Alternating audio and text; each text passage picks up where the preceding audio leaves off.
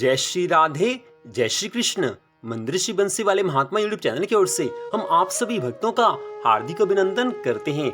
जैसा कि आप सभी जानते हैं कि वैशाख मास का पावन महीना चल रहा है और इसी वैशाख मास के कृष्ण पक्ष की वरुथनी एकादशी की कथा, उसकी विधि, उसका महत्व और व्रत की पालना का शुभ मुहूर्त, ये सब हम आपको आज कथा में बताएंगे। वैशाख मास की वरुथनी एकादशी की कथा आज हम आपको सुनाने जा रहे हैं कि जिस व्रत के रखने मात्र से भगवान श्री लक्ष्मी नारायण जी की अनंत कृपा होती है, घर में माँ लक्ष्मी का वास होता है। तो सबसे पहले वरुथनी एकादशी इस वर्ष 2021 में 7 मई दिन शुक्रवार को है। वैशाख मास के कृष्ण पक्ष की वरुथनी एकादशी इस वर्ष 7 मई दिन शुक्रवार को है। वैसे तो एकादशी तिथि एक दिन पहले अर्थात 6 मई 2021 दिन बृहस्पतिवार को दोपहर 2:10 और 12 सेकंड से आरंभ हो जाएगी और एकादशी तिथि अगले दिन 7 मई 2021 दिन शुक्रवार को सायकाल 3:32 तक रहेगी।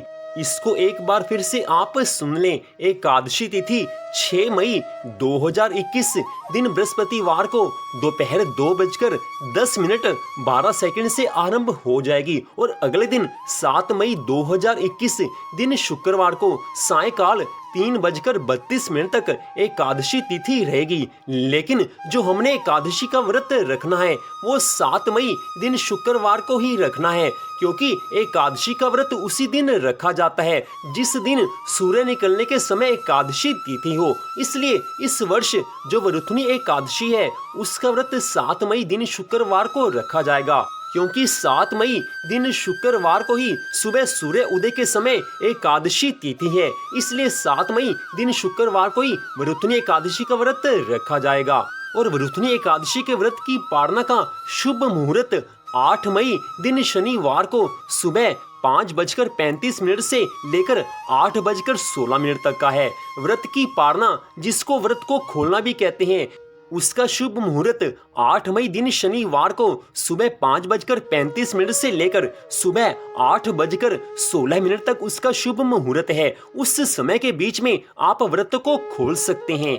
तो हम आपको सुनाने जा रहे हैं कि वरुथनी एकादशी का व्रत जिसने रखना हो उसकी कौन सी विधि है। वरुथनी एकादशी जैसा कि आप जानते हैं 7 मई दिन शुक्रवार की है। जिसने व्रत रखना हो उसको एक दिन पहले ही अर्थात दशमी तिथि को 6 मई दिन बृहस्पतिवार को सायकाल तक भोजन कर लेना चाहिए।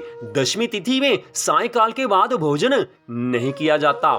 दशमी तिथि को सायकाल के बाद आप दूध पी सकते हैं, फल खा सकते हैं, लेकिन भोजन नहीं करना चाहिए। और अगले दिन वरुथनी एकादशी अर्थात 7 मई दिन शुक्रवार के दिन आप सुबह जब उठें उस समय भगवान से प्रार्थना करें कि हे भगवान, आपकी कृपा से वरुथनी एकादशी के व्रत को रखने जा रहा हूँ, आप अपनी कृपा से इस व्रत को सफल बनाना।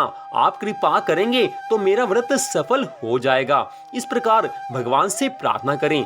इसके पश्चात नहा धोकर पवित्र होकर साफ सुथरे वस्त्र धारण करें। उसके पश्चात घर में जो आपका मंदिर बना हो उस मंदिर में भगवान श्री लक्ष्मी नारायण जी की, भगवान श्री राधा कृष्ण जी की पूजा करें। फल फूल धूप दीप आदि से भगवान का पूजन करें। और वरुथनी एकादशी के दिन घर के पास में आपका जो कोई पीपल का वृक्ष हो उस वृक्ष की जड़ में दूध अवश्य चढ़ाएं। साथ ही पीपल देव जी के पास वहां पर दीपक भी जरूर जलाएं। ऐसा करने से भगवान प्रसन्न होते हैं। पीपल देव भगवान श्री कृष्ण का स्वरूप है, इसलिए पीपल देव की पूजा करने से भगवान प्रसन्न होते हैं। अगर घर के आसपास पीपल का वृक्ष नहीं है तो आप अपने घर पर ही तुलसी माँ का पूजन करें। तुलसी माता की पूजा करते हुए वहां पर दीपक जरूर जलाएं। ऐसा करने से भी भगवान प्रसन्न होते हैं और अपने भक्तों पर अनंत कृपा करते हैं।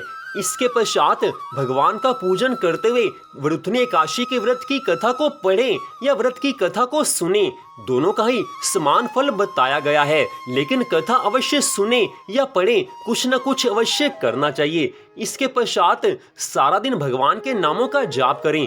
संसार के काम आप जो भी करें, लेकिन मन में भगवान के नाम का जाप चलता रहना चाहिए। भगवान का जो नाम आपको प्यारा लगता हो, उसी नाम का आप जाप करें। ऐसा करने से भगवान की अनंत कृपा मिलती है। इसके साथ ही हम आपको ये भी बताने जा रहे हैं कि वरुथनी एकादशी के दिन आप व्रत वाला भोजन एक बार कर सकते हो, लेकिन भोजन एकादशी के व्रत वाला होना चाहिए। कुछ भक्त लोग ऐसा करते हैं कि एकादशी के व्रत के दिन केवल दूध और फल ही ग्रहण करते हैं, तो वो विधि भी ठीक है, जैसी आपकी भावना हो। आप व्रत वाला भोजन भी कर सकते हैं, या एकादशी के दिन आप दूध पी सकते हैं और फल खा सकते हैं। वरुथनी एकादशी के दिन सायकाल में भी भगवान का पूजन जरूर करें। भगवान श्री लक्ष्मी नारायण जी का पूजन सायकाल में करना आवश्यक है।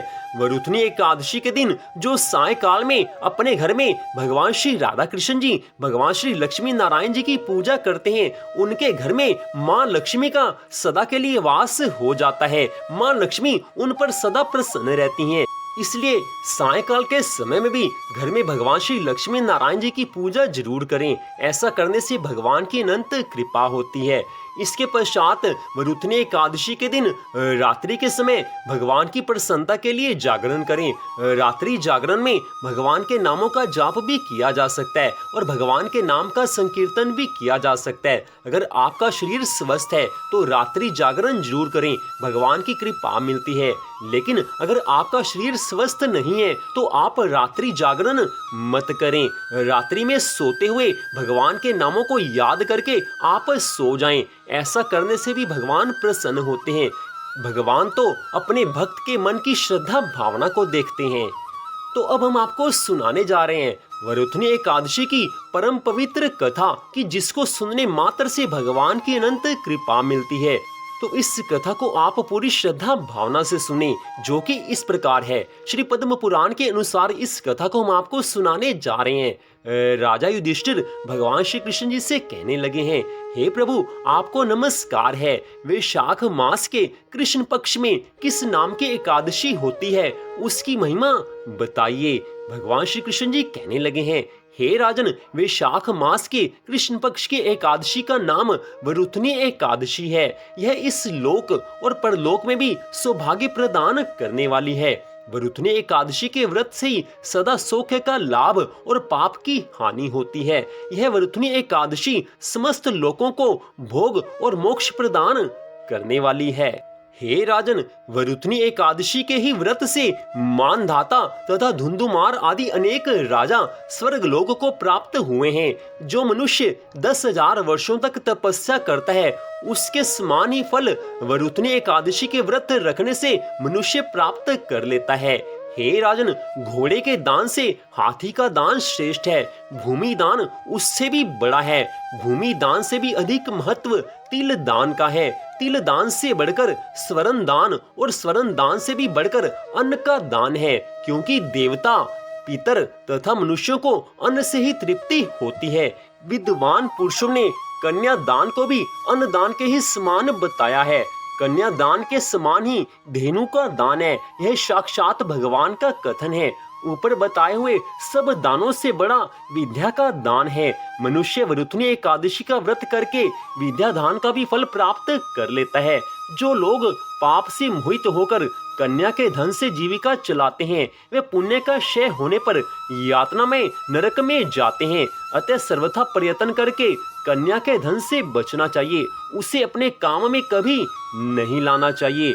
जो अपनी शक्ति के अनुसार आभूषणों से विभूषित करके पवित्र भाव से कन्या का दान करता है, उसके पुण्य की संख्या बताने में चित्रगुप्त भी असमर्थ हैं। हे राजन, वरुथनी एकादशी का व्रत करने से भी मनुष्य उसी के समान फल प्राप्त कर लेता है।